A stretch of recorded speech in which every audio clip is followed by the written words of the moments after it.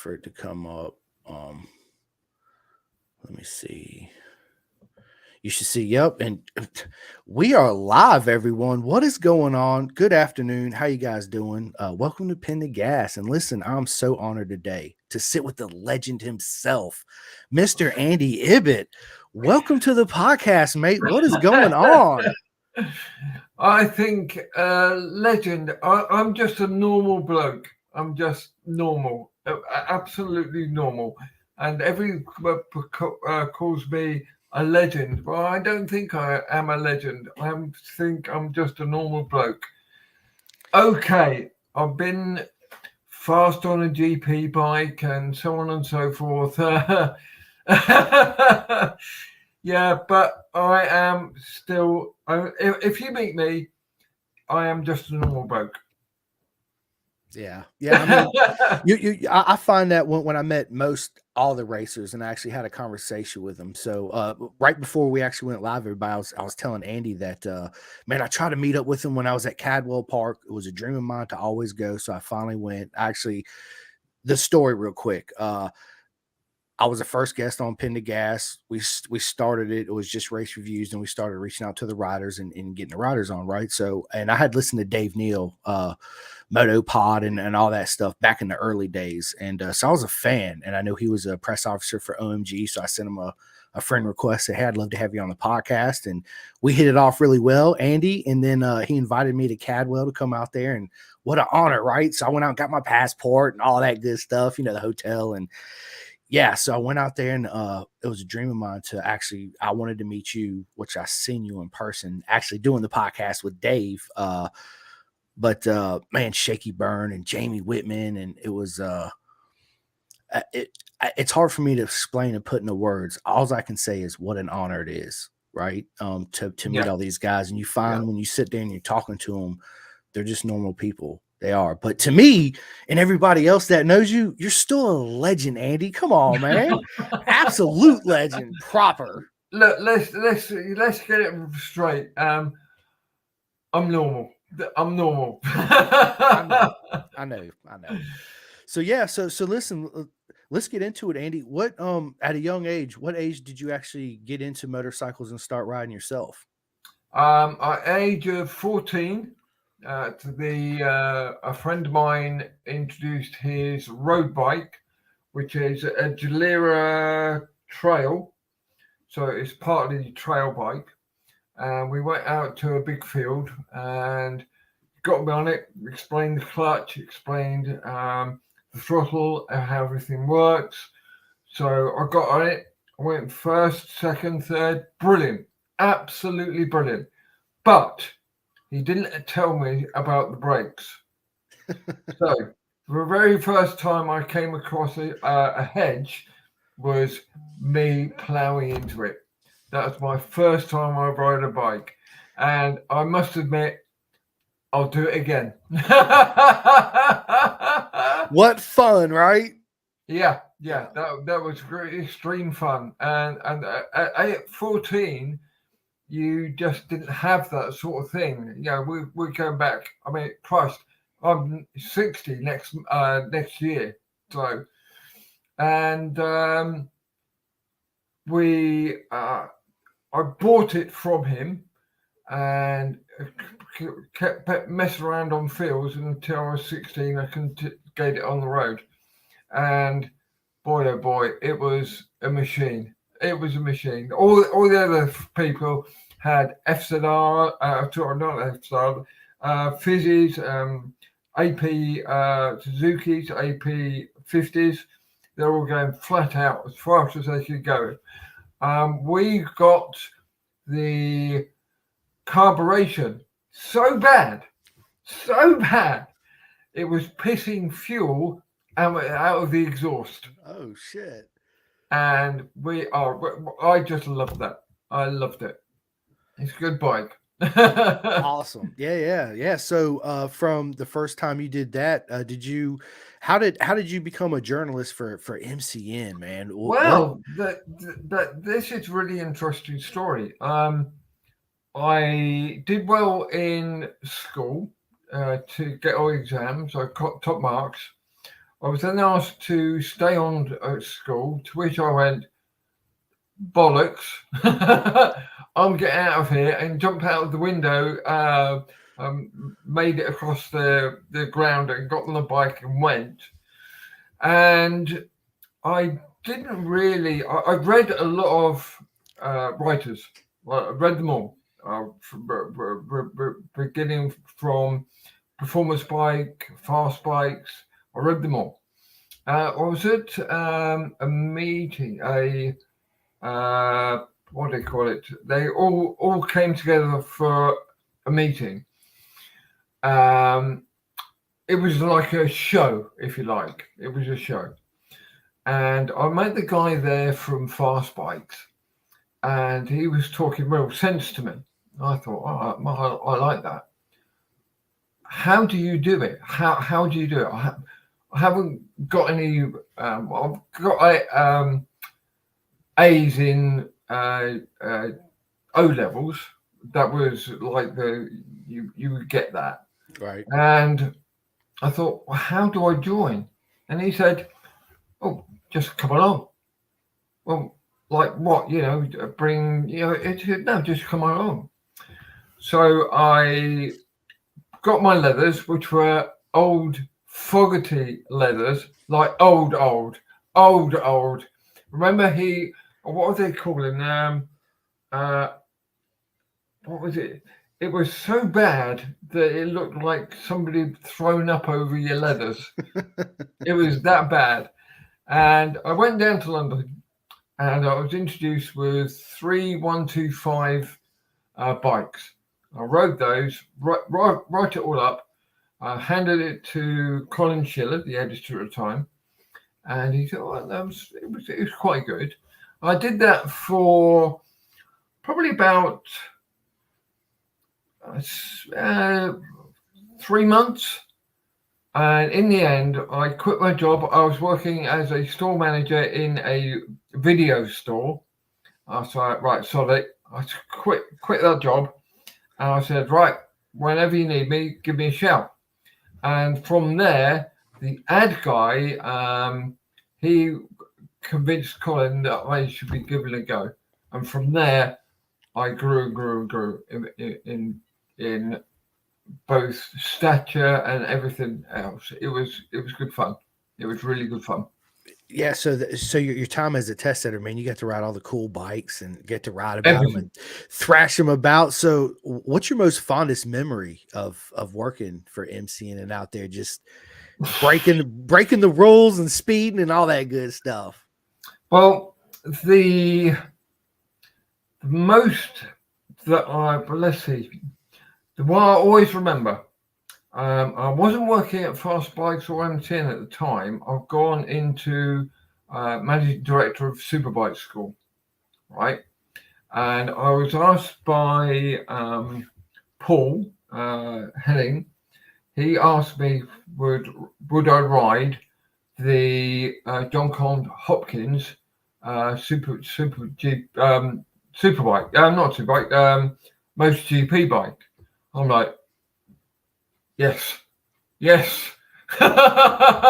didn't have to think about that one, right? It took me all of 3 seconds. No, in fact, it lost me half a second to think about it. I got Joe Hopkins. I rode his bike 7 laps around Valencia, and just reading the specs on the bike, it was 148 kilos, and it was producing well over 140 plus horsepower, and it was phenomenal. Now, most people think, oh, you've got to be so-and-so to get blah, blah, blah. I say, well, no, if you rode it like you would do a normal bike, it was totally reliable. Totally.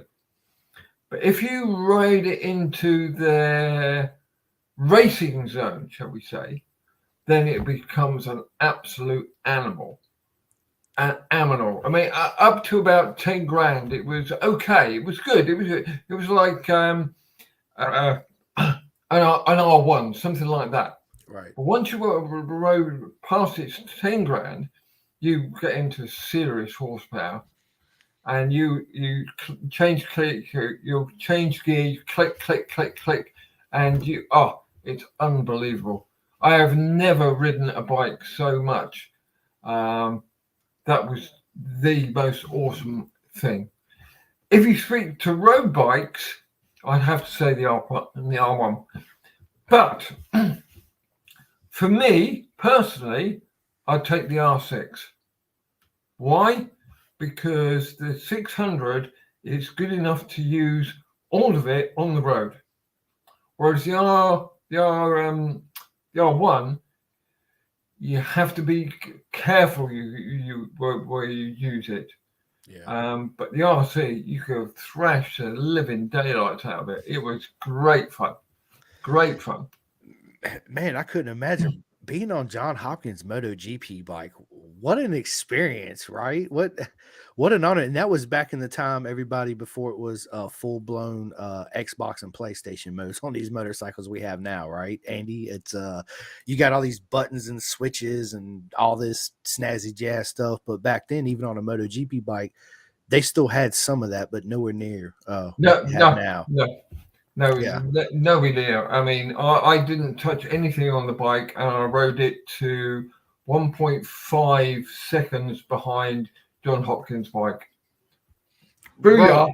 Yeah, so yeah, dude, so you were proper flat out on this thing, dude. That's Yeah. and so did you actually have the real MotoGP tires, the slicks Yep. on them, or did Everything. Yeah. Brand new tires, front and rear. I think it was a soft front and medium rear. Can't really remember that, but I got out of it first thing in the morning before anybody else, and it said 6 laps. So the first lap I did gently. The second and third lap a bit harder, and then the fourth, fifth, sixth, seventh, absolutely as fast as I could go. I'm reminded me of that. You come out of the pits, go into the first turn. Okay, it's warm up. You're nice and easy. Blah blah. Go up to the second turn. What's the first thing you do? You look at the corner. No, you get to the corner, and then you think, "Oh, I've applied the brakes now." Unbeknown to me, they are carbon. So you pull in the lever, and nothing happens. Nothing at all. And you go, oh my God, I'm about to bin John Hopkins' bike. And I've done 2 corners. 2 corners. But you keep the pressure on them and they come into play really, really quickly. And once you've got the hang of them, they are awesome. Not that you could use it on your bike, on the road, because it just doesn't work. You couldn't be riding up to a set of lights, apply the brakes, and then nothing works. It couldn't be used on the street, but it would be used on the track. You're always coming up to corner after corner, and that was good. I think it was the 6th or 7th lap. I grabbed the brake so strong for, let's see, 1, 2, 3, 4, 5, 6, 7, coming to the 7th corner, and I picked it, I grabbed the brake so hard that I had the back wheel lifting off the floor as well. Booyah! So you had a little top rack in you. Yeah. Yes, that's awesome, man. Yeah, so what an experience, right? So obviously you already said that by far the best bike you've ever ridden, which I don't blame you at all, right? But going back to your journalist days, you know, I was a huge fan, of course, of fast bike magazines, performance bikes, MCN, all that. You know, even here in America, I used to go to we had Books A Million back then, and I used to go there and buy them every month, and they were expensive, they're like $14 US dollars here at the time, but Wow. it didn't matter. Yeah, I would go and did you ever? I was a huge fan of Ronnie and Gus Scott. Did you ever work with them? Yeah, worked with them both. So sad to see them go. Yeah. They were they were top fellas, Yep. top. Um, they had a camaraderie that all us motorcycle journalists had, that we beat them or they beat us or whatever, and you were pissed off because they're beating you, but you also respect because they were doing what you were doing. And when the two of them died, I was most upset about them. Most Yeah. upset. I was gutted too because they were one of the ones that I really look forward to reading about, and then I watched them at the TT because the Isle of Man TT is my favorite race, hands down, of the year, every year.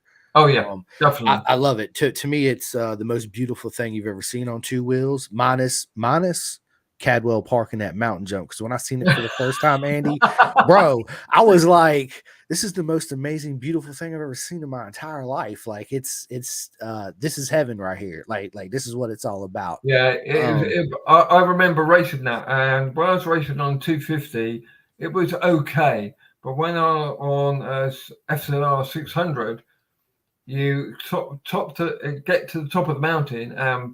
Oh yeah, my ex-wife would say to me, "You would lose 2 seconds going over the mountain." Yeah, but look at the right crowd. Look at the crowd. That's all that matters. that's it. That's it. Yeah. I mean, the first time I seen dude Josh Brooks when he come off of that bad boy and Ryan Vickers, they were just sending it. I was like, wow. Yeah. TV does not do this no justice at all. It never does, right, Andy? Especially like places like Laguna Seca, Laguna Austin. Seca is a very, very good track. It's a It very, is. very good track. Yeah, so I actually went Um, there in 2005 when MotoGP first come back. It's the only yeah. time I've ever been. It was amazing actually seeing the corkscrew, uh, the mountain you walk up to get there, the trails and stuff. It was what a beautiful, magical place. The atmosphere, you felt Uh, the energy. It was yeah, the Laguna Seca has never got the camera right for their left and right downhill, because though that is awesome. It just, you look down, you go, I'm going to, oh my good God. And it was awesome. And down there and down to the last corner, back onto the straight, they are brilliant. They're brilliant. it is. It is. And also, one of my favorite corners on that track, obviously, besides scorecard, is turn one. Turn one to me is probably the most mental corner on that track. Because Yeah, I'd it's agree. blind, fifth gear or sixth gear pin, depending on your gearing, wide open, and it's got a little crest there, and you're actually banked over, and you can't see over it. Yeah, It's like, yeah. Now, we, most of the time, I rode that as a journalist, but also as an instructor. On an instructor, you never get to experience the first corner, because you get your first student after they come round turn two. You pick them up, you work them, you dish them off you finalize with their final corner, and you pull back into the pits. It was only having been there 5 or 6 times that I actually got a chance to ride turn one. I went, oh my God. Yeah. By the way, it is awesome. yeah, Awesome. yeah. And then same thing with Coda, right? Turn one and Coda to me is like, dude, what a mental turn, because you're coming uphill, right? And it's a bank. It's not just a hill, it's steep, right? And then as you go to the left, it actually bottlenecks, Mm-hmm. right? And then it winds up when you flip it back to the right. So it's that's a proper corner right there too, right? Absolutely. And the one coming down what is it, 12, the straight down 12, where it's that what first gear I think MotoGP uses for that hard left hand corner. um yeah, that's also mental too. But turn one, man, it's proper. And TV don't do that no justice neither. Because I've been to Texas several times, and it's literally, yeah, Yeah, it is. It is literally. I've been around that track several times, working Thomas Luthi, Sandra Cortese, looking at the track, what bumps, where we go, and all this for their teaching, if you like. Yeah. But that first corner, you look at it and you go, bloody hell. You're like, this is a proper one, mates, right here.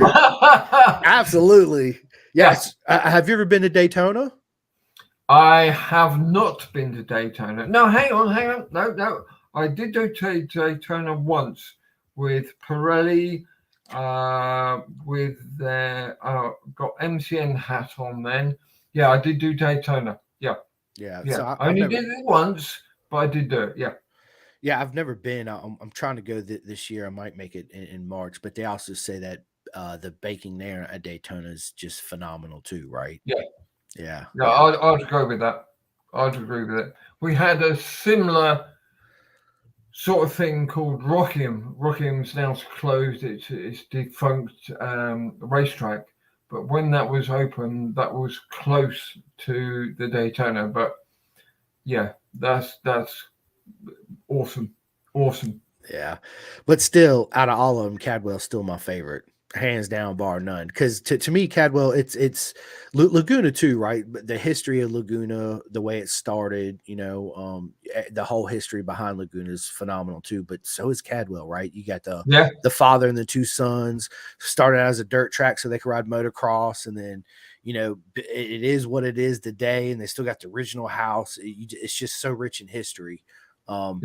And it opens up, front straightaway, that whole front section. It's pretty open. The track's still narrow, but it's open. Then once you get over the mountain jump, it reminds me of it's all closed, like a little Alaman TT-esque, right? Because you literally got tires stacks right next to you, and there's certain parts of Cadwell. Once you pass the clubhouse right there, you can stand, and the riders are literally 6 feet from me coming through there on that left hand corner, and it's just like, how proper is this, right? Like, it's well, they called the hairpin is quite literally no runoff, none whatsoever. It's a track, a little bit of grass, and then tires.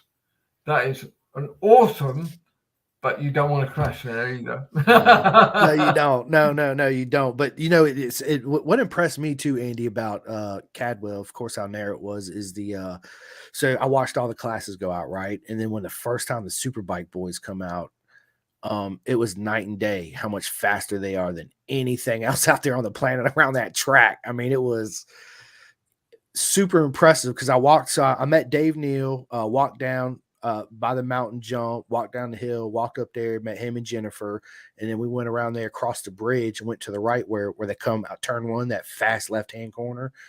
And man, they are straight flat out getting it through there. Well, go through the left-hand turn, and then they've got two right-handers.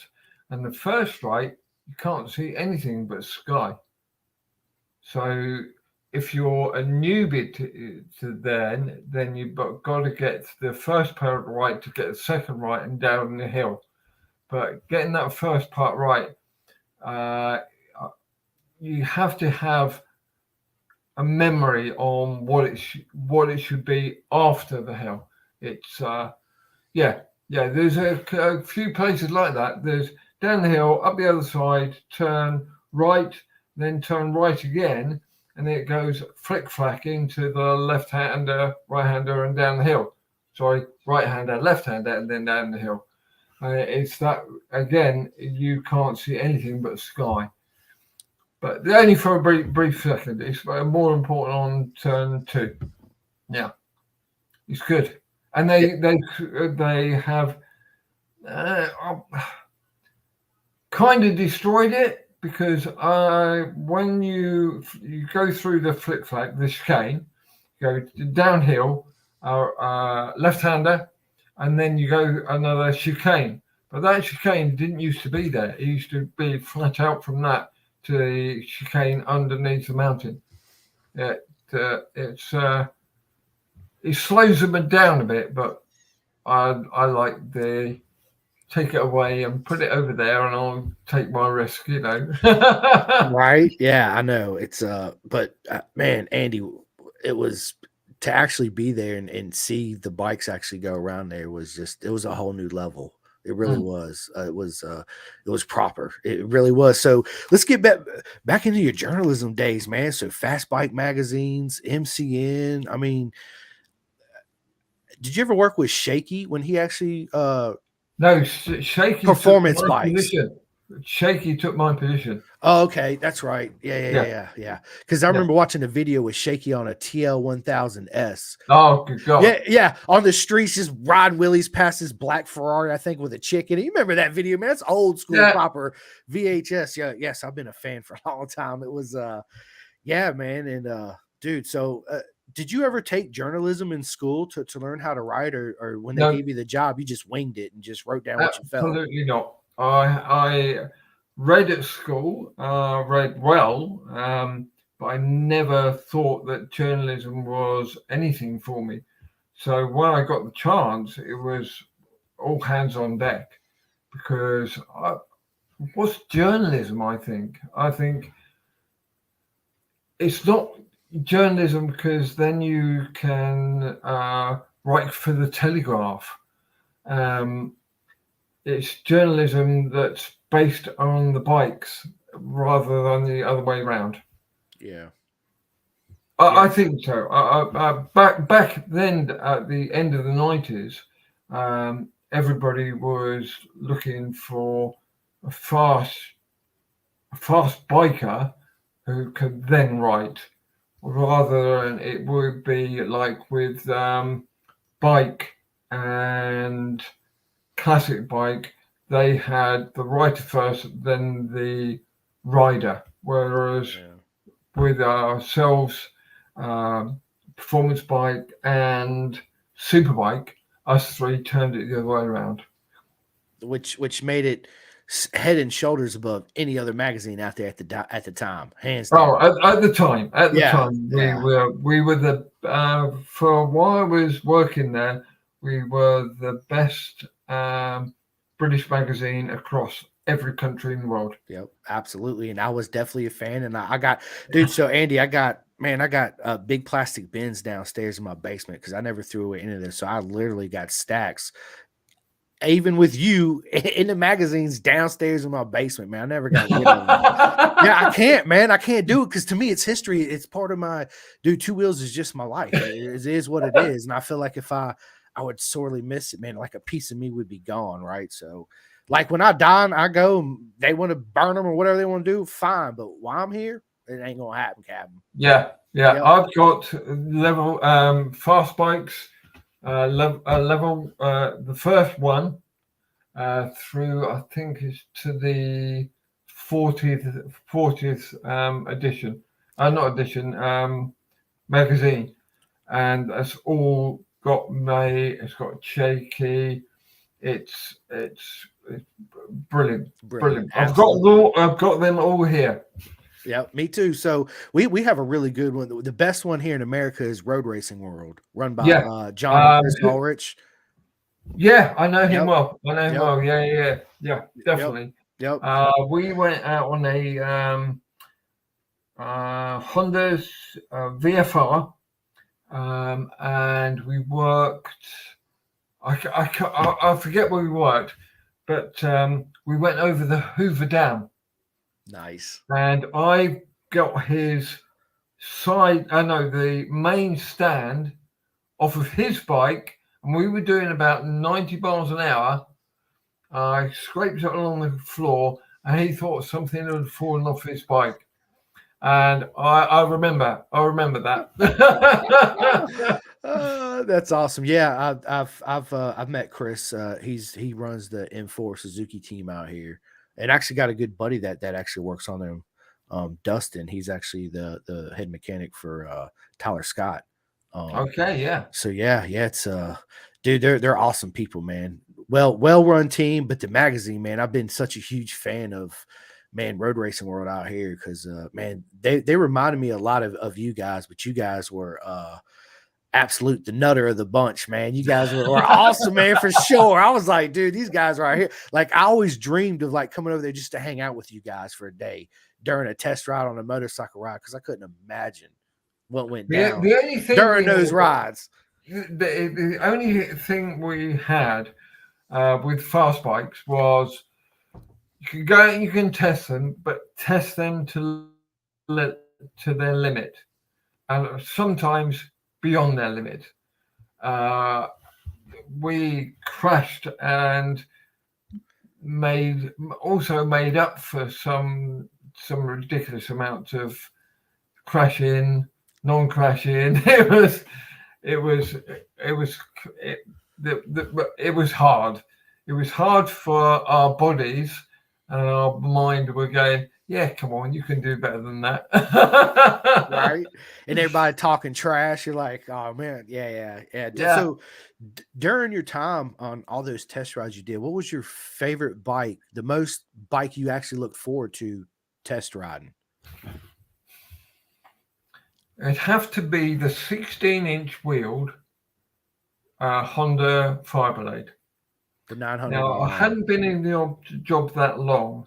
I think I've been 6, 8 months, and we were out in an airfield, Bruntingthorpe Airfield from here, and everybody was testing the brakes as well. So we'd done top speed, we'd done an amount for cornering, but when it come to braking, I could feel there really how hard the front could be used. And I stopped the Fireblade, and there was smoke coming off the front wheel, smoke off the caliper, smoke off the disc. It was awesome. That's awesome. You're like, Yeah, I'm riding this thing, yeah. Yeah. When you wrote about it, you'd say the brakes are okay, but you're talking a slightly different level than the readers. Yeah. But yeah, that was an awesome bike. Yeah, that thing changed the game, right? But it wasn't too long after that. Yamaha dropped that beautiful R1 in Oh yeah, '98, and that would just but annihilated. don't forget that about a couple of weeks before, Kawasaki released the ZX9. Yep, the And ZX9 that was '98. Yep, yeah. But then 2 weeks later, then Yamaha released the R1, and that blew everything away. Yeah. I remember with R1, we were going. I forget where we were, but Dan Harris was with me. He was still with Fastbikes. I was still with MTN, and we're going down the motorway, and he selected third and pulled a wheelie past me in third, and we're already doing 100 mile an hour already, and I had to have a go at that as well, and the two of us, it was awesome.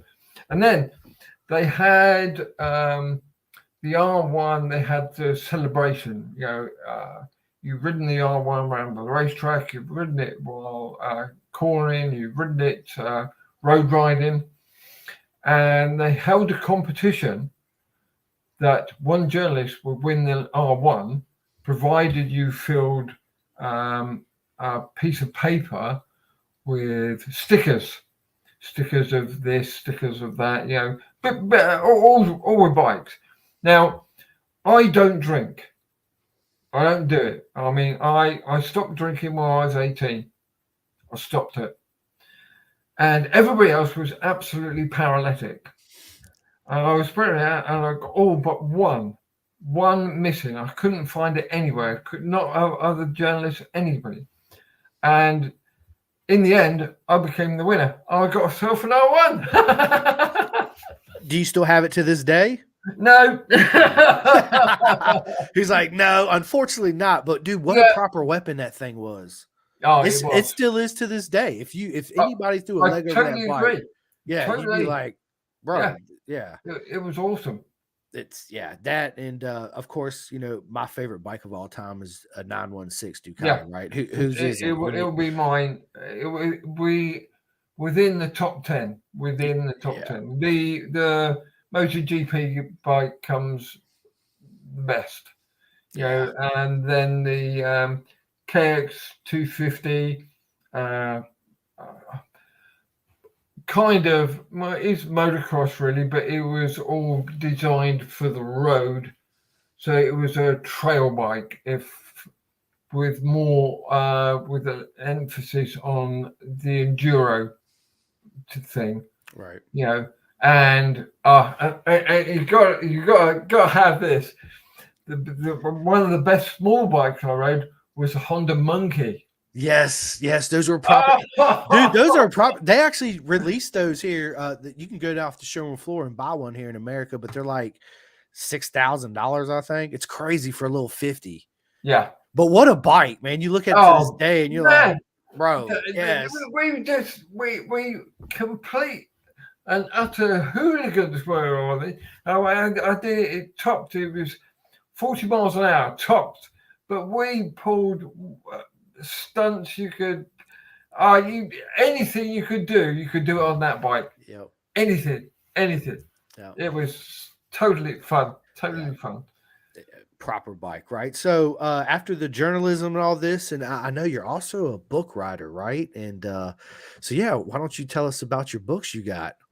Okay, well, the first one was Circuit Guide. I might have a copy here.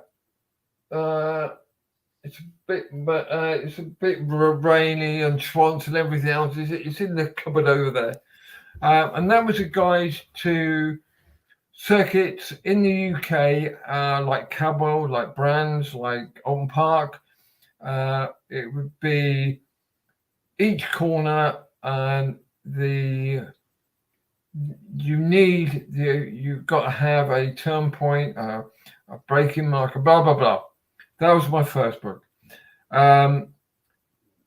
Several other little books, and then MotoGP. There it is. Look at it. Yes, riding techniques. Yeah. That's. I like to just flick through it. Yeah, absolutely. To let people know. Let's have a look there. Introduction. Oh look. And all that stuff, and yours truly on John Hopkins' bike. Sorry?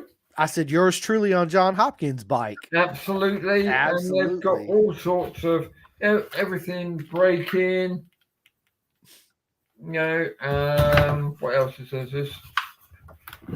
Cornering. Oh, there's literally everything that you can do on the bike, and it's good. It's good. I'll just see if there's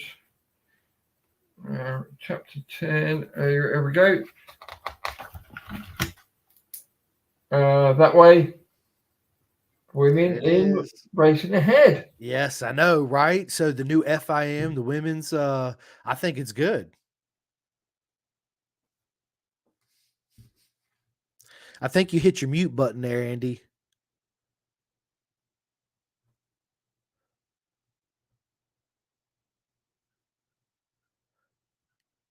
I think you hit your mute button. Okay, sorry. Your mute button's hit. You have to. There you go. Yeah, there you go. And that's the 4th edition, and I'll probably be doing a 5th edition in the next couple of years. But that's proper. Awesome. So what made you decide to write books? How'd that come about? I didn't think it was very interesting, but Jules from BBC, from television, suggested that I write the book and that I concentrate on it more about the rider than the bike. So it's more about what the rider thinks and how he thinks and what he thinks. When we did this, the first edition was way back when. It was 2001, something like that. And the bikes that you quite literally had throttle, brake, clutch, and that's it. Whereas nowadays there's a plethora of all sorts of bikes. Yeah. But with each edition, there has been an insight into the way they're thinking. Now, I've interviewed Jack Miller. I interviewed at Valencia a couple of months ago, a month ago, and it's interesting to see what they think compared to Colin Edwards, he thought. And it's quite interesting. There will be a fifth edition, but I don't know when. Right. It's a good 2 years away. Realistically, it's a good 2 years. But the rider hasn't changed. The bike has, or it's got aerodynamics and everything, but it still needs the rider to ride it. Can't do it without it. Got to do it with it. No. So it's a really thing. Like when you talk about brakes, you say, okay, we use the front brake, we use that to stop, to slow it down for a corner. What about the rear brake? And some people like it, some people don't. But now with the aerodynamics in, you're getting more for the rear brake in not slowing down, because that's not what it's used for, but it can be used for a little bit of braking between upright and the lent over. And if the wheel is touching the ground once it gets past there, that helps slow the engine down or matching its speed to the chain, etc., etc. And it will be a good book, but like I say, it's going to take a little while. And let's face it, I've only got one hand. This one doesn't work, and so it does take a little longer for me to process things in my head. Yeah. And then also, not only the legend that you are within everything, right? Writing books, journalism, so-called journalism, riding street bikes just flat out on the street, with the best magazines that Europe has ever come out of Europe to this day. Oh, Um, I've got to tell you this. We were riding in France, right? We had 916 SP. Before the R1, it was the ZX. No, the ZXR 1000 and the GSXR 1000, and we rode along, right? Two bike coppers see us, and we weren't flat out was something we left once we hit France. We were flat out everywhere, and they pulled us over, and we thought, oh Christ, we've been busted here, right. busted. And they pulled us into a service station, and their boss came along from a car. He could bit lapels and hat, the lot. We think, oh Christ, we're fine. So he says, who owns the bike? And each one was owned by the respective company. So Yamaha by Yamaha UK, Suzuki by Suzuki UK, blah blah blah. And he says, right, who owns this one?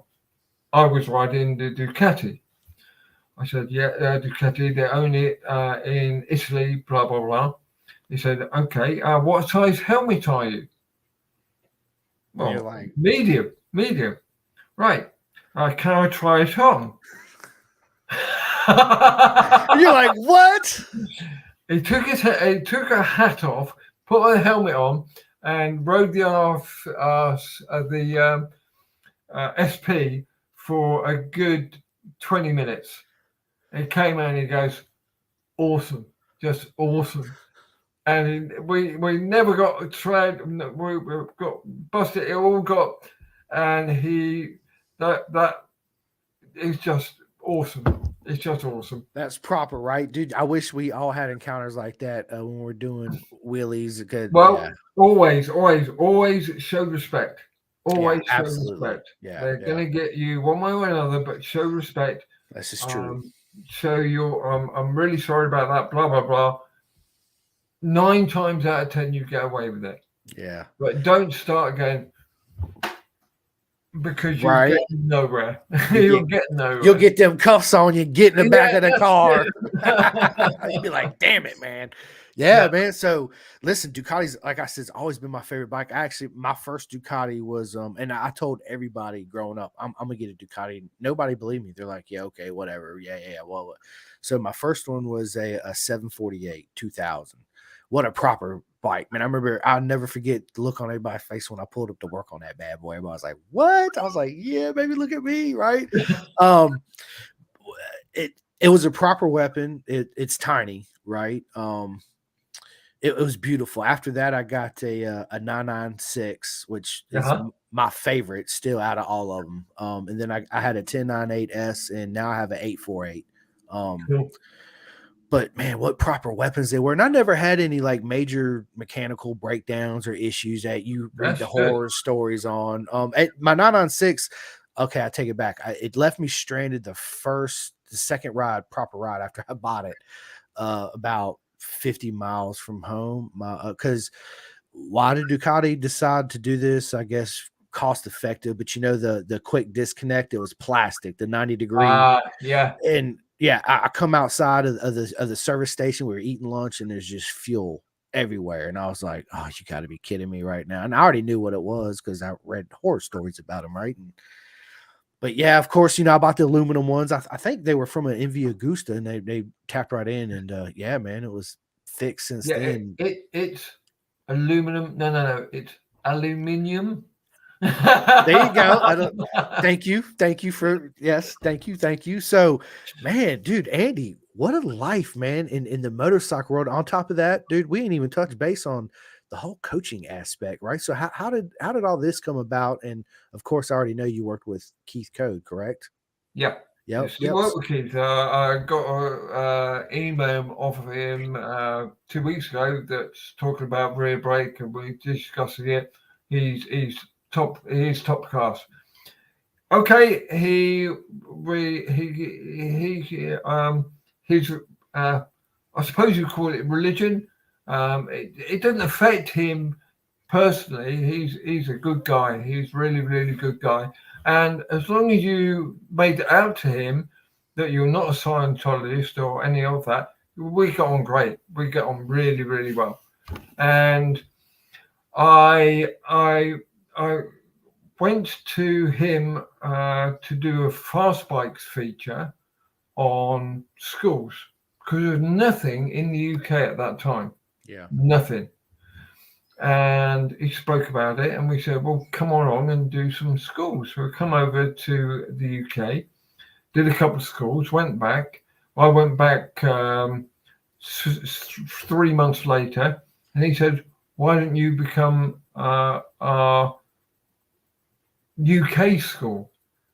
And from there, it built from there, and it's huge. I mean, when I left because of the stroke, it was covering from Ireland to Norway to South Africa to India, all points in between.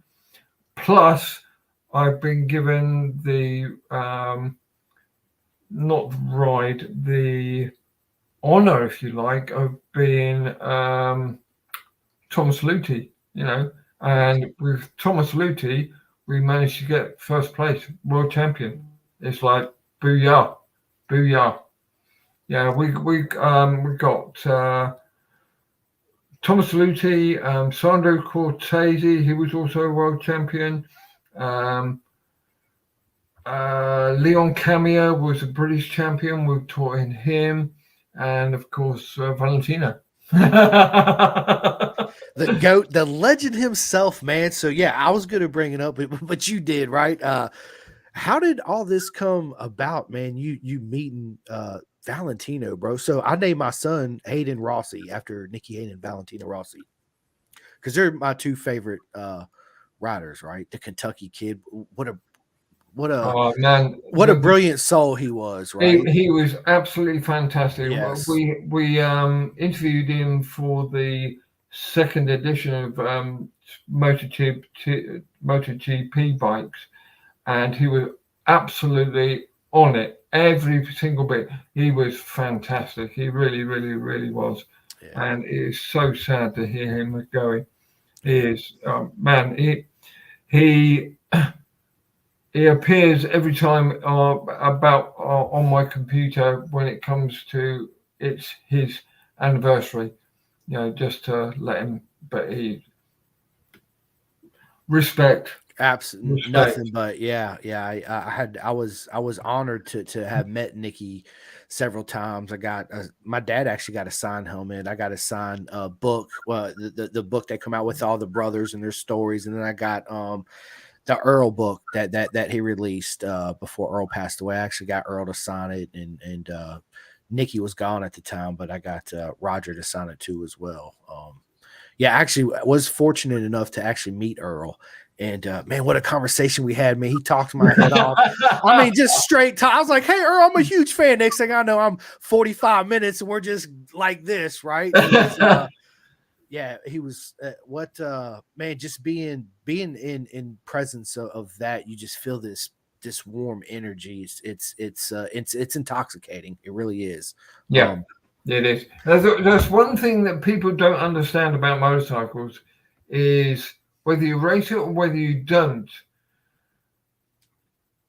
Motorcycles are brilliant. They'll do anything you want them to, but the ride on board has to be switched on. And if he's switched on, he'll be okay. But if he's not switched on, the motorcycle will hurt, but it's only because of what they did to create the motorcycle to hurt. There's very few people, like 1 in 10,000, actually had a problem with the bike, but the others have been silly or think they're silly, and it has ended in death. Yeah. Now you think of that, and you think of Valentino, and you think of Marc Marquez.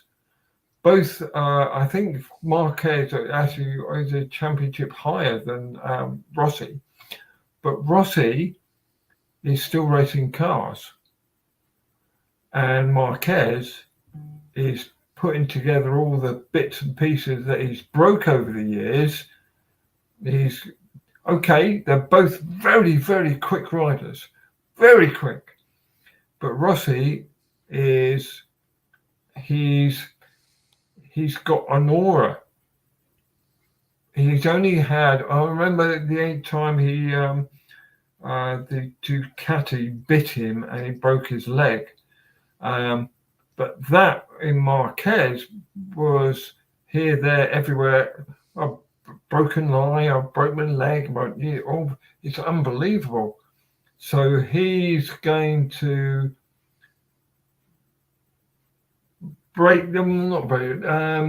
he's going to retire with loads of injuries, whereas Rossi is still racing. Yeah. So I think that's the difference between the two. Yeah, it's interesting. Well, before we get into this, Andy, dude, you and Valentino, how did you and Valentino come, and what was it like actually coaching? Well, I was approached by Yamaha, their PR guy, and he owed it to me, and he said, Andy, do you know Valentino Rossi? Duh, of course I do. What kind of question is that? Yeah, right? Yeah. We've hired a private racetrack.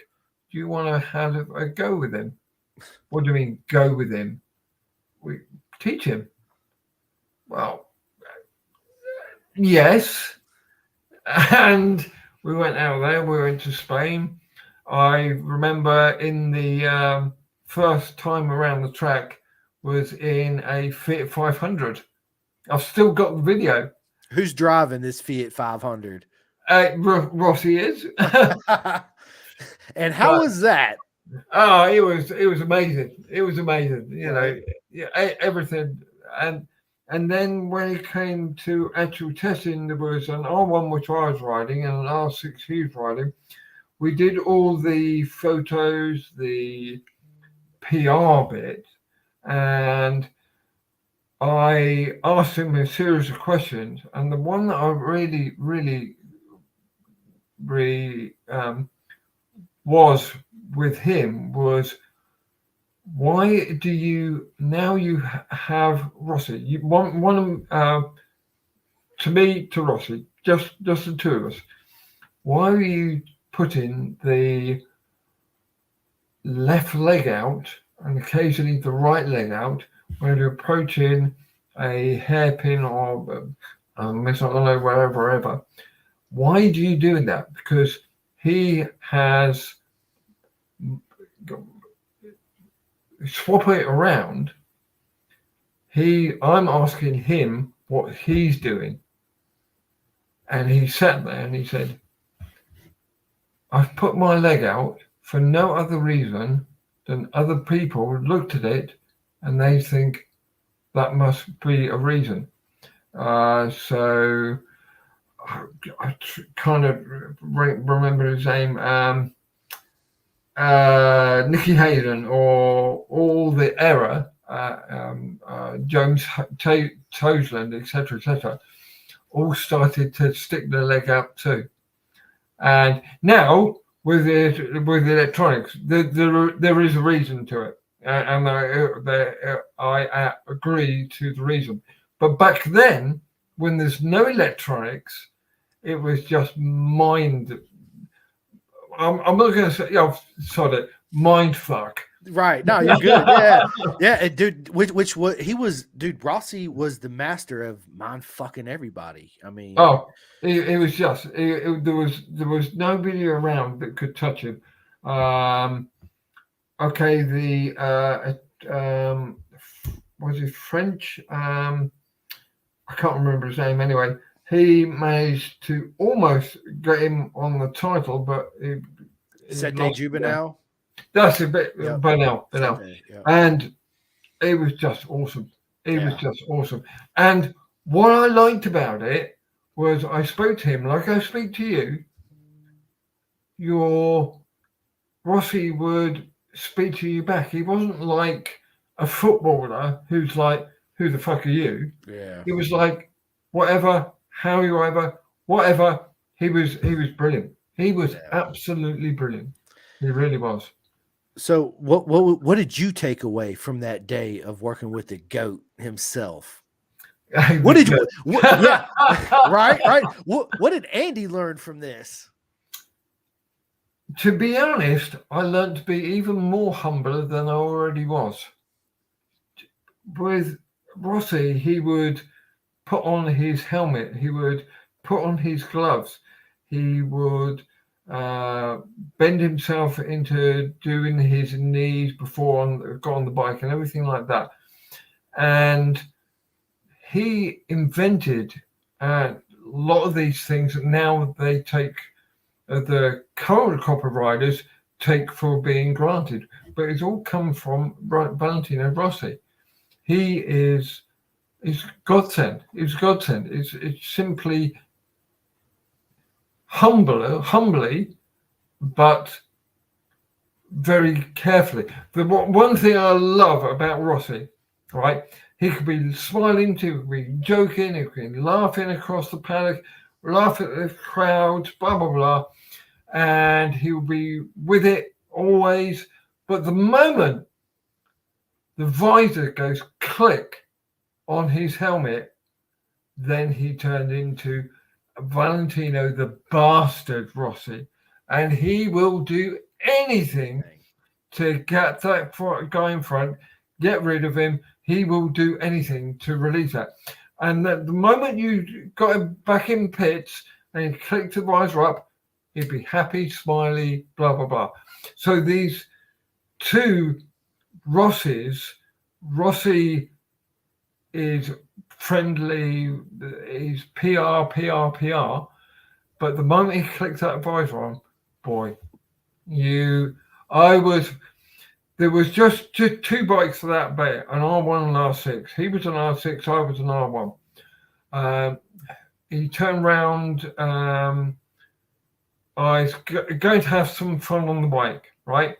So, I want to see how Rossi really is. So I tagged in behind him, and within half a lap, he'd gone. He'd gone. And you're like, wait, what? Unbelievable. Yeah. I thought, I'm on an R1, and he's on the R6, and he's just left me. Respect, Much respect. respect, right? Yeah, You know, yeah. yeah. I was considered a fairly fast rider, but no chance, no Yeah. chance. No, and I'll never forget, and to this day, nobody's ever said this since or done this. He looked at Sete Juba now and was like, "You'll never win another race as long as I'm racing." And Yeah, Sete never won another race. He got so bad in Sete's head that, yeah, he just, just dude, lost it. Yeah, bro. I mean, what as a racer, okay, because you actually race too some, but man, the mindset you got to have to look at another rider and flat out say you will never ever win. What balls, first of all, of Rossi to say that, right? First of all, but then back it up. I mean, it's because anything can happen in racing. We all know this, right?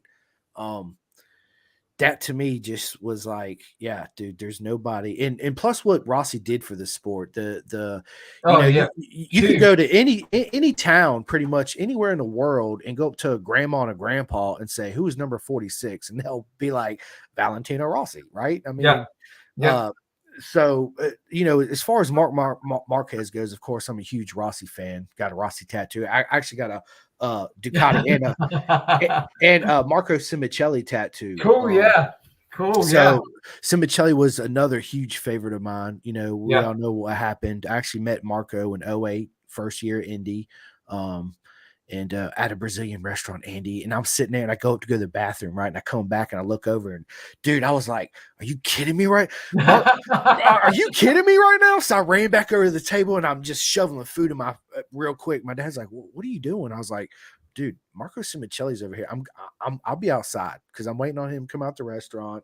Yeah, I'm that fan like Marco. Yeah, I wasn't gonna approach him while he's eating, right? Because that's just rude. So he comes out, get a picture. It's him and his Gorilla when he was with the 250. And dude, we take this picture, we have a little conversation. Andy, he looks at me, he says, well, what are you getting ready to do right now? I was like, man, you know, I'm in here with my parents eating and my wife. And he's like, well, my hotel's just right around the corner, man. You want to walk with me to the hotel? And I was like, did I just get absolutely I do, right? So I text my wife. I'm like, hey, I'll meet you guys at the hotel here in a little while. So, dude, we just had this conversation. Nothing about racing, nothing. It was just about America and you know, just favorite foods and playing cards because he likes to play cards. And it was so surreal. And then every year I seen him at the track, I'd be like, Marco, and he'd come straight up to me and give me a big old hug, right?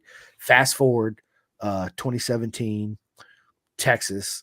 I'm standing right in front of the pit of Squadra 658.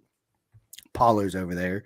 So I pull up the sleeve, pull out my tattoo like this. He immediately walks straight up to me, Andy, and gives me this like huge bear hug, like nothing but love, right? Just huge hug, right? And then start speaking to me in Italian. I don't know shit about Italian, right? So I just smiled and it was like, yeah, okay. And he pulls out his phone and he takes a picture of my tattoo. And then every time I see Paulo, same thing. He'll come up to me and give me a big old hug. And yeah, it's Marco, I believe, was one of those riders that would have been a future world champion, right? Yeah. That wasn't scared to rub elbows and talk trash, right? Who can forget, Andy, Lorenzo and Simicelli in the press conference when Lorenzo says, if you bump into me again, and Simicelli said, okay, I will be arrested. Basically, I will stomp a mud hole in your ass, right? Like, yeah, bring it, punk. Yeah, and It's like that. I had when I was punter, normal punter. It was uh, Kevin Schwantz and Rainey. Oh man! And when I actually met the two of them, and they were so friendly with each other now, it was unbelievable. But yeah, they were absolutely they were hammer and nails. They were hammer and nails. But now they've got the racing out of the way, they're good friends. They're really good friends. which is good So to see, right? Yes, I'm sure Simoncelli would have won one, maybe two world titles. But when you let the racing go, then you calm. We won't have the helmet, the click of the visor. He was calm, but unfortunately, we won't know. Yeah, yeah. Unfortunately, we won't, man. But dude, those so, man, yeah, I have mixed feelings, right? Because as far as super bikes in general, it seems like to me, Andy, everything's a PlayStation, and Xbox now, right? So I think okay, so I'm looking at it as a fan point of view. I've ridden bikes my whole life. Of course, I'm not nowhere near a level of rider of you, not even half of it, right? So, uh, but I just view that all these aerodynamics and all these electronics, I think it takes away a little bit of the rider aspect, as far as naturally gifted, right? Because it's to me, I love the old school proper, right? Oh, this is your tracks control. This is this, but I understand that the aerodynamics come into play, Andy, and it has a lot of downforce, right? So if it's got all this downforce, maybe you can back off anti wheelie, right? Which equivalents to forward motion, right? More Yeah. power getting down and all that. And now they have the lowering devices when you're coming out of the corners and all this. It's like, Yeah. yeah, dude, to me, Yeah. it's like, I wish they would get rid of Well, 90% of aerodynamics. the lowering device is banned from next year. Yeah, I know. And Yeah. thank God, right? I mean, yeah, yeah. I just wish that they would also tone down the man, because to me, they're just so ugly now. Like, I don't mean that I sound bad when I say ugly, right? They're beautiful, sexy machines. The woman, oh my God, look at her. But then when you look at them on the front, they look like a praying mantis with like all these bright stuff coming out of it. And you're like, wait a minute, hold up, right? Then turn Yeah. back around the other way. But when you go back and you look, 'cause I had this conversation with my buddies. He's a huge fan of aerodynamics. He's this engineer nerd, right? He's like, oh, Bob, he's not a nerd, engineer, wing downforce, this, that generates. And he's explaining all this to me. And I said, well, listen, I get it, right? But if it's so much better in MotoGP, why did it take them 8 years to beat Jorge Lorenzo's track record Yeah. with Yeah. non-arrows on it, right? Which the bikes looked so beautiful back in the day. So I just hope that in the future they actually take away some of the aerodynamics, because it's just getting ridiculous. I don't think that'll happen. If anything, the aerodynamics will get Worse. more involved. Yeah. And if you look back to the early the early 90s, no, go back further, the 20s, and you look at what they had, basically that bike is the same as the MotoGP bike. They both have a wheel at the front and a wheel at the back. They both have suspension, front and rear. They both have engine in the middle, fuel tank near enough to the, maybe not on top, but to the side. Right. And they have plastics. Okay, it was in 1920s, it had been plastics or even metal. And now it's carbon fiber. But ultimately, tell me what's different. The aerodynamics and electronics. But that's just an addition to. Yeah. Nothing. Ain't nothing different. It's all the same. It's basic principle. Exactly. Yeah, it's basic frame, motor, brakes, front, rear, suspension. Yeah, Everything's the same. Yeah. So what can be different about 1920s and 2024 is just what the rider can feel. Yeah. Now, if you took the two riders, you take Marc Marquez and stick him on a 1920s Ducati, and I can't remember his name, come him from 1920 to year 2000, and they'll both go, the rider will be going, how do you ride this thing? There's so many, blah, blah, blah. And Marc Marquez, he would go, how the hell do you ride this thing? So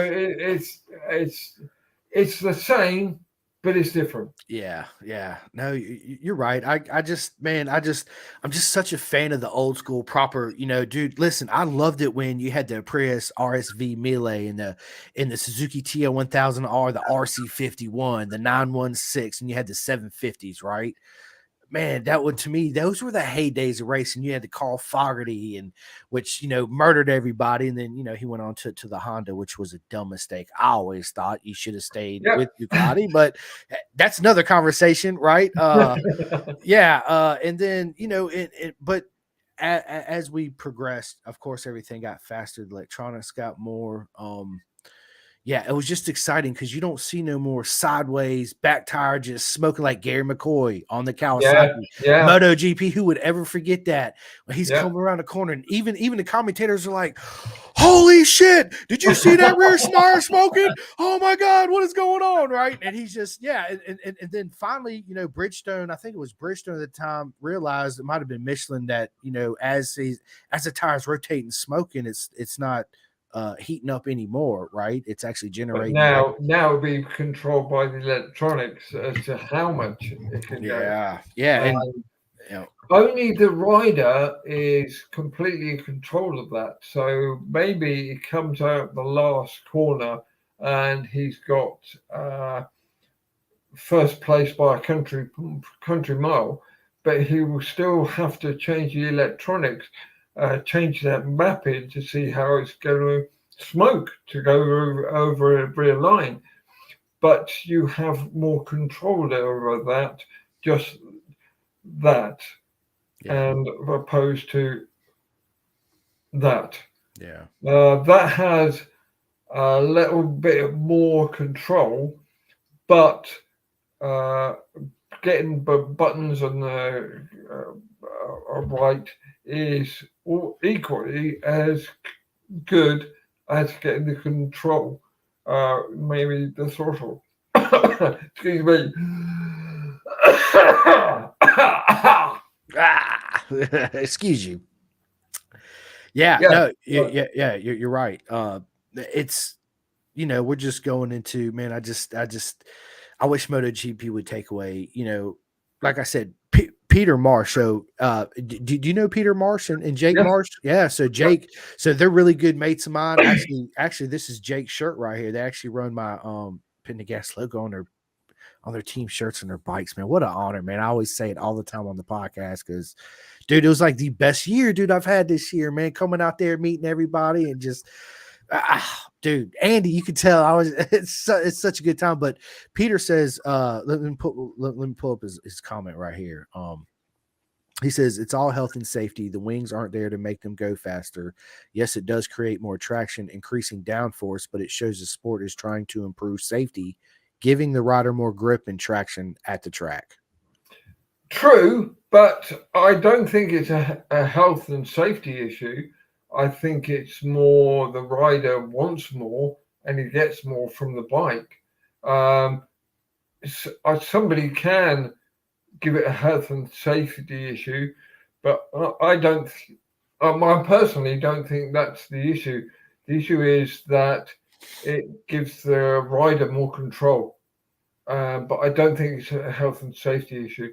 I could be wrong. I've been wrong before my life, and I've got half a stroke and all the rest of it, and blah blah blah. But they can do it, Yeah. So, man, go ahead, Andy. Sorry, I didn't mean to cut you off. Say again. I said I did not mean to cut you off. I'm sorry. No, nobody can cut me off. Nobody can.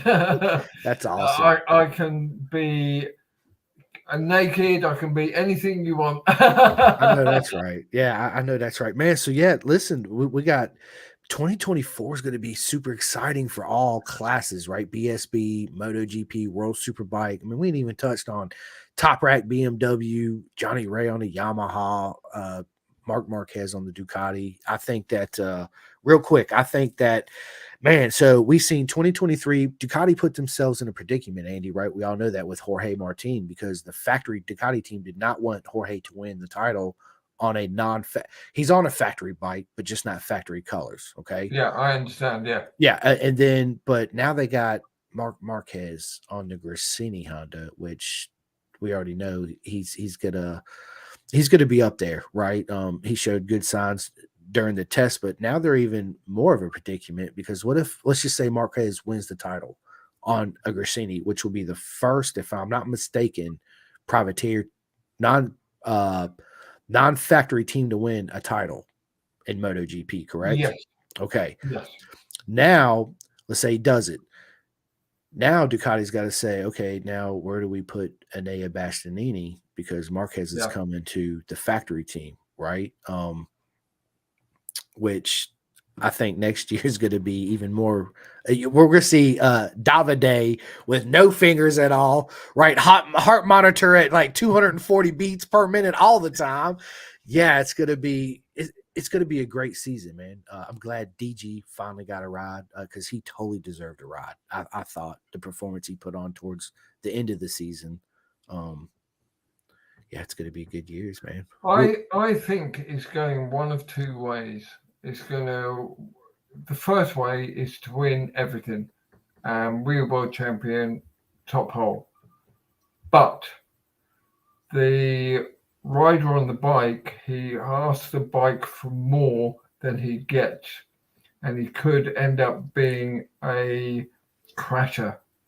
Yeah. And if he crashes a lot, he could end up with the season going, I can't do it. And if he says he can't do it, it's not because he's changed to Ducati. He just requires more than the bike can give you at the moment. But turn it on his head, he could get exactly what he wants from Ducati and wins everything. I think you have one or two of Marquez's. You will see either crashing or surviving. Either way, he's brilliant. So Yeah, you know, he is. but having interviewed him, had it interviewed Rossi, Rossi will beat him again and again and again. I'm sorry, he will. Just because it's not because it's just Rossi, it's his mind. This is Rossi. His mind is thinking about what happens if I do that, and what happens if I do this, and this is likely. Okay, I'll have that. Whereas Rossi is flat out balls against attack it. I'll either win it or I don't. Yeah. So you know, unless he's changed, which I don't think he has. Yeah. Well, I'll put my hands up. It could go either way. Yeah. But it's a difficult one. It's a difficult one. Listen, I'm with you. I'm such a huge Rossi fan. I'll never forget when Rossi went to Ducati. I was like, oh my God, this is going to be like, this is it. Like, this is what everybody been dreaming of, right? And then obviously we know that the marriage was an unhappy marriage and it didn't work out. But when he come back to Yamaha in 2013, which is that's Rossi's winter test helmet 2013 right here over this shoulder right here. You see the photo on it. Yeah. Okay. Yeah. And that's actually Alex Marquez's Moto2 tank shroud hanging up on the wall back there in the background. But when he won at Assen, man, I cried like a baby. I was so emotional. I was so happy. I was like, dude, Rossi is back, baby. All the haters talking all this shit. What do you think now? Yes, you know. And then man, 2015 came, and oh man, it was a rough year for me, man. 2015, right? It was man, we all wanted Rossi to get that 10th title, but it just wasn't in the cards, I guess, right? Exactly, it just wasn't there, and all the Ducati thing you have now have a lot to do with Audi. Yeah. There's a lot of Audi technicians have come into Ducati and saying X, Y, and Z. So I think Tardozzi has the overall control, but he listens more, a lot more. Yeah, and then I keep hearing all these rumors about they might kick Andrew Pugh out of HRC and Davide Bavaro coming back. Have you heard anything of that? It's possible, but we don't know. We Yeah, don't know. I would say we know after Christmas. yeah. If correct me if I'm wrong, doesn't Pugh actually own some of HRC?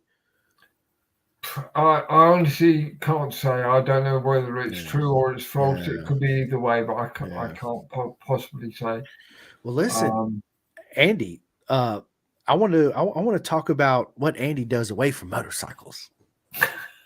Let's talk about what Andy likes to do for fun, right? So favorite movie, Andy. What is Andy's favorite movie? aliens. Aliens. Yeah, Nice. aliens, not alien. Aliens. Aliens. Okay.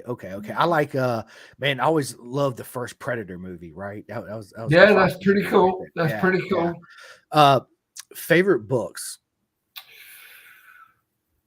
Oh, it would be Andy McNabb.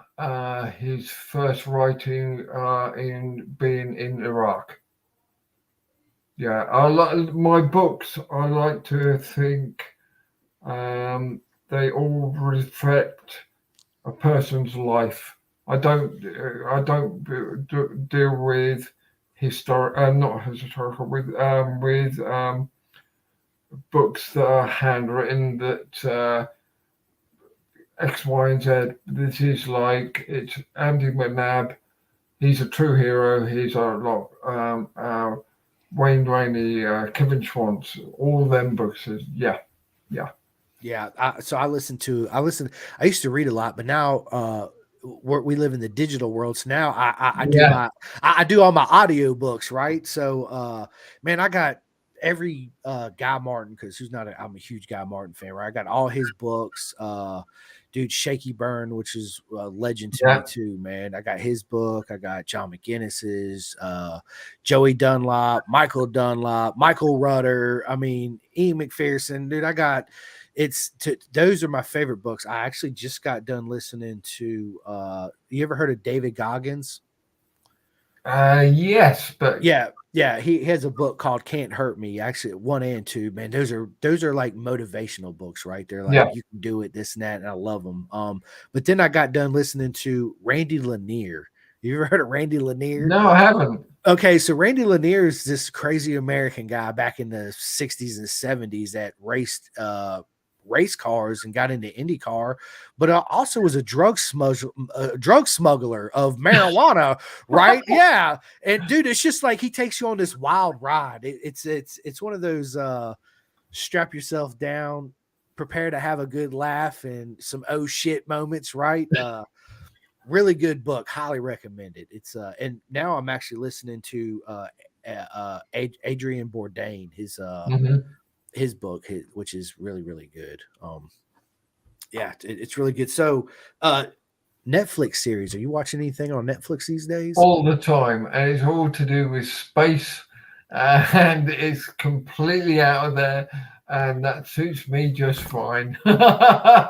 So are you a Star Wars fan? Oh yeah, Me oh too. big time, Yes, me big too, time. man. I love Star Wars, man. To me, Yeah, that's like, man, I remember. So I was born in '77, yeah. and I remember going to see the first Star Wars come out, and I was just like, "Holy shit! I want a lightsaber." I still, to this day, I want a lightsaber. Who don't, Andy? Come on, man. Everybody wants a lightsaber, right? Or just have some kind of Jedi, because everybody every once in a while would love to be able to move something with their mind, or somebody make you force choke somebody just for a second, right? You just when you get mad at somebody, just I can't do it. Yeah, Yeah. Yeah, I love that, man. I'm big into sci-fi and all that shit too. I think it's who knows what's out there, right? We're in this little universe on yep. this little planet. Nobody really We're knows. never gonna So know, are we? no, Well, no. we're not. Maybe our siblings will, but we're not. Yeah, and which is fine, right? I mean, we're here at this Yeah, time, and listen, I enjoy my life, and it's an honor to sit here and do what I do, especially to have this conversation with as legend as yourself. I mean, yeah, life can't get much better than what it is, right? So yeah, it's good stuff. So, favorite motorcycle, Andy? What is your all time favorite bike? Street bike? not Oh, MotoGP, street bike. R1, gotta Uh, be. what That's year? his favorite street bike, but the underpinning of it all is R6 for riding flat out. But I would put the R1 above it if you were using it on track, because you could get more out of it on the R1 than you are doing R6. Yeah. But there are so many bikes that are up there, but not quite got that R6, R1 pizzazz. Pizzazz, I like it. The pizzazz, yeah. So I've ridden several R1s. Man, they're nice. My favorite is, of course, with the cross crane plank. Right when they come out with that on the R1, it changed the game. Yeah, It really did. It man, they sound so good, right? And yeah. especially with a proper exhaust on them, it's like, yeah, I'm in love. I mean, every time I hear it, yeah. Especially, of course, Ducati's my favorite. So nothing to this day, in my opinion, sounds like a belt-driven Superbike Ducati flat out. It's got Yeah.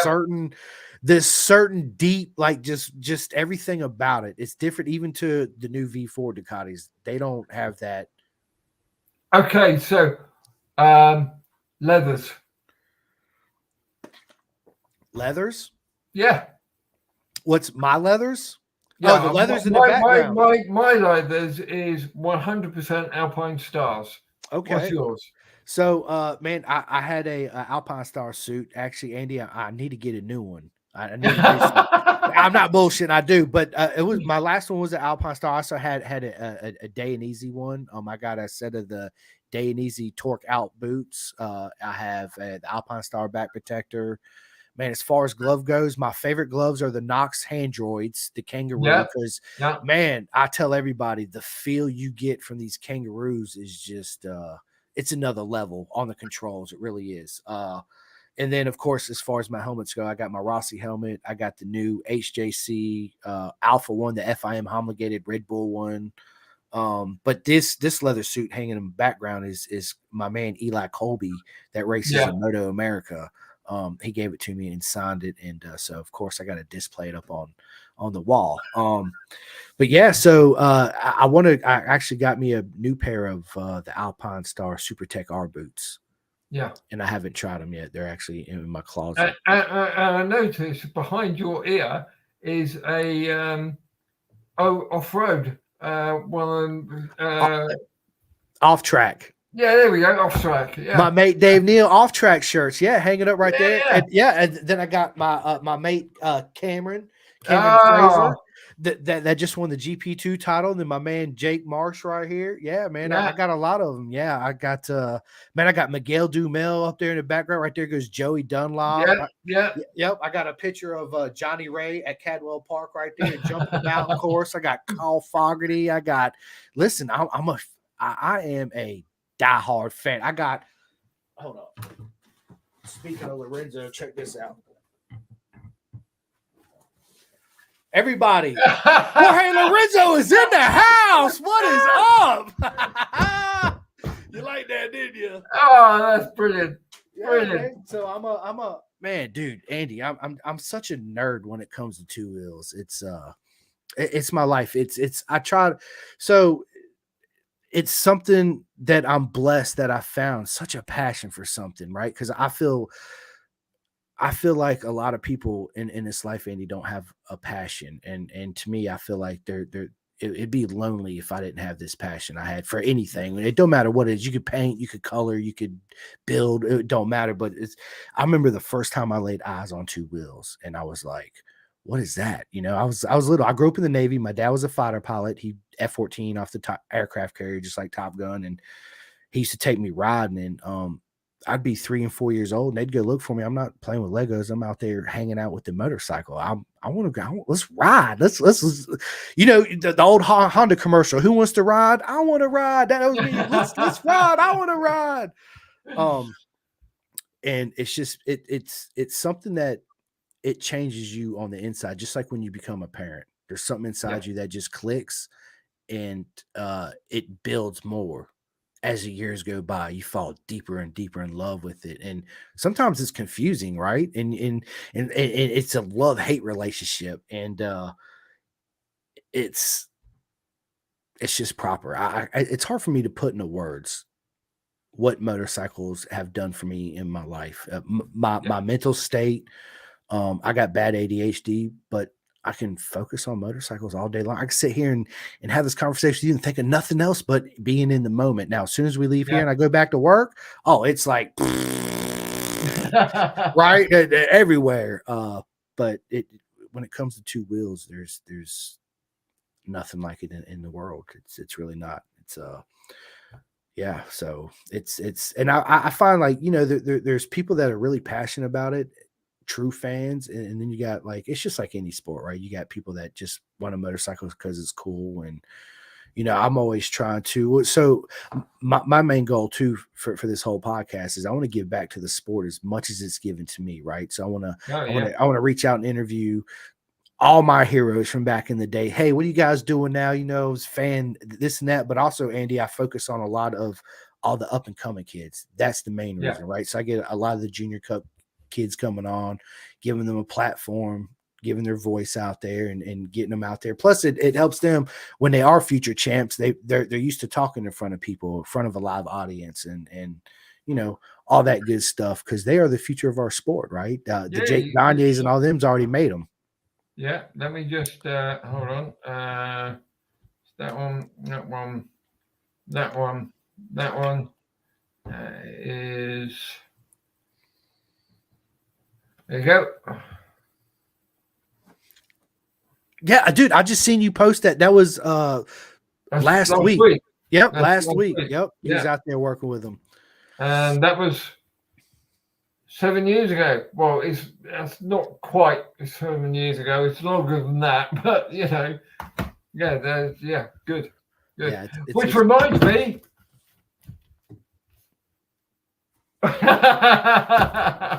yes. Yeah. So I mean, dude, I'm a huge. I got Davey Todd's hat. I got Chrissy Rouse hat, dude. I'm such a fan of the sport. Everybody, right? Top Rack. Yeah. As you could tell, I got a lot of stuff going on in my room. You should see my other room. It's just as bad. It's So I have a one style ranch house with 3 bedrooms. We got 1 kid, so I have 1 living room. My wife's got a living room, and then everything in both my rooms are nothing but just flat out everything 2 wheels. That's it. All my clothes, 2 Cool. wheels. That's it. That's my life. But anyway, listen, Andy, we're an hour and 30 minutes into this, man. What an honor it is. I know it's getting late out there. I'm gonna let you go, but I would love to sit down and do this again with you. That's okay. Anytime. Yeah. It's been a joy talking to you. Thank you Yeah. so much. And like I say, my thought on all this is with a person who is normal. It's just normal, all right? Yes, I do. I do. So before we get off, hey Andy, so when I stop this live video, just stay on with me for another minute and then I'll Yep. let you go. But anyway, why don't you tell everybody that's listening to this, and this will be out on Spotify and iHeartRadio and all that good stuff tomorrow. But tell everybody, Andy, how they can find you on all the major platforms and how can they get in touch with you to order one of those proper mega books you have. Well, you get me Facebook, Instagram, Twitter, just Andy Ibbott as ever. And if you want to buy the book, you drop it to an email, which is Big Cartel, and they've got the MotoGP performance riding techniques in there. So if you can't find it, just bring me a message and I can put it down for you and I'll put you through the right channels. Yeah. If anybody needs help, just hit me up and I can send them your way too as well. But yeah, man, I just want to, before I get off here, as always, man, I just want to thank everybody that watches, likes, and subscribes. Britt from Minnesota, what's going on? My buddy Dustin watch it. Trevor Watson, dude, what's going on? Everybody, always, nothing but much love to everybody. Big shout out to Jake Marsh and his dad, Peter Marsh. everybody, I need you guys to go sign up for Club 45 and help this lad out for 2024 season, because he is proper fast and we will get there. Yeah, he will stand on top of that podium, I promise. Big shout out to my man Cameron Frazier, the 2023 GP2 British Supersport champion. My man, what is going on? He's got a new drink out now. Man, I forget what it's called. I'm sorry, Cameron, but everybody go check out Cameron Frazier's social media. It's all on his stuff. Yeah, it's all out there on his thing. And a big shout out to my man, the Clothing Kings. My man, Look at Clothing Kings, right? So if anybody wants to buy Pendergast merch, or look him up. If anybody out there is in the business of getting shirts and stuff made, look no further to him, because he is proper. Another thing I didn't tell you about, Andy, I'm good friends with Gary and Jane from the California Superbike UK school. I actually had Gary on the podcast, which is proper. I'm having him on next year too as well. A big shout out to them. So if anybody across the pond, my friends over there, want to get into an instructor, looking to learn a proper way of racing to have the most fun you ever had on two wheels, look no further than the California Superbike School.co.uk, and they will ask for Jane or Gary. Andy will put you in the right direction too as well. And yeah, absolutely. Thank you guys so much. Man, I'm Chris the Show Simcoe. You know who I am. You can find us on all major platforms. And again, what an honor to sit with the legend, Andy Ibbott. Thank you so much. Until next time, we'll catch you guys later. All right.